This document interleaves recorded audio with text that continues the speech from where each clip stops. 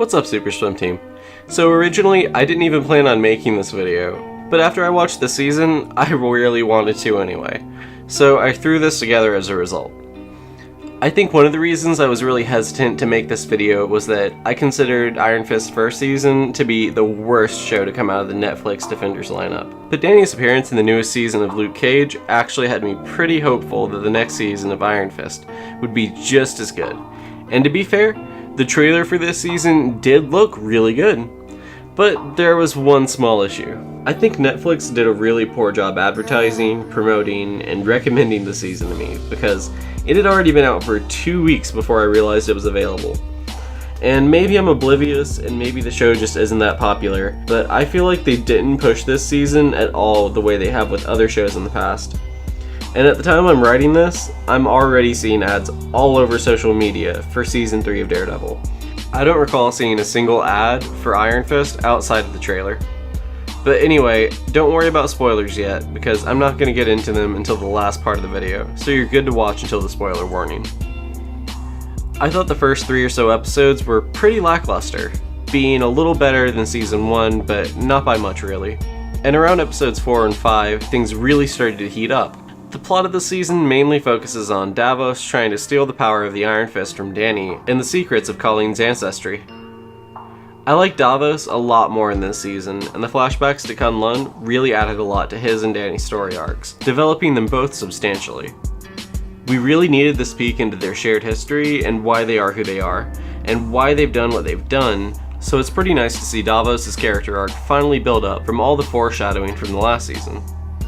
I love the way these shows connect to one another, and Misty Knight was my favorite part of Luke Cage's second season. And as soon as she shows up here, I feel like the show instantly got better. She brings a lot of charisma and humor to the show, and I love her and Colleen's team-ups. They have really great chemistry.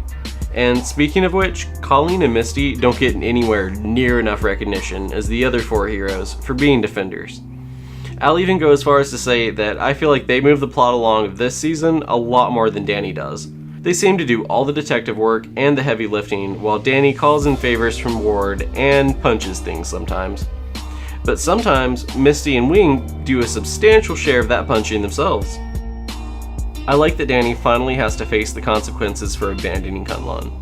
His redemption arc felt necessary because Danny desperately needed this growth in order to feel compelling as a character instead of a boring Mary Sue archetype.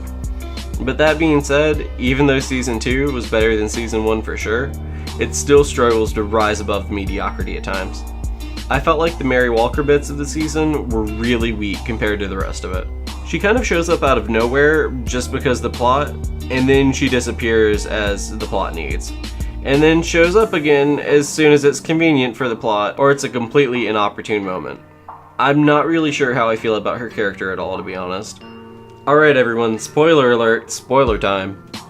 I really loved Colleen's arc this season, and I feel like she developed a lot as a character, and the arc about her mother's box, the bowl, and her ancestors, and the Pirate Queen were really well put together. And Davos' arc of finally obtaining the Iron Fist was really compelling as well. After he got the fist and Misty showed up, it felt like the series did a complete 360 and got 10 times better. Davos was a really compelling villain, and his connection to Danny felt a lot more sincere and real than last season too. Enough to the point that honestly, I'd actually love to see him again. I really enjoyed seeing Colleen with the Iron Fist and her powered up sword too. This came as a real surprise, and I was hesitant to go along with it at first, but by the end I was really sold on it. And as such, Colleen ended up becoming my favorite character this season. This great finale only serves to make me even more sad to hear that Iron Fist actually just got cancelled. I think the next season would have ended up adapting Fraction and Brubaker's Immortal Iron Fist run, but now I guess we'll never know. It's possible that maybe the show could be brought back on Disney's streaming service, or maybe they could do a spin-off Heroes for Hire show focusing on Danny, Colleen, Luke, and Misty as a team of their own, but for now, that's all just speculation. Overall, I think I have to give the season an abysmal 6.5 out of 10. Some episodes are definitely up in the 8 or 9 range, but some are down in the 4 or 5 range and really drag the rest of the series down by comparison. The second half of the season is a lot better than the first half, so if you can make it through the first 4 episodes, I swear it'll be worth your time after that. So lastly, I'd like to hear what your thoughts on Iron Fist were. How do you feel about the show's cancellation? Be sure to let me know in the comments down below. Thanks for sticking around till the end. You can check out more Super Swim Team 7 here, and to make sure you don't miss out on any future videos, be sure to subscribe and ring the bell. If you'd like to support the channel further, be sure to leave a like. Thanks again everyone. Ciao.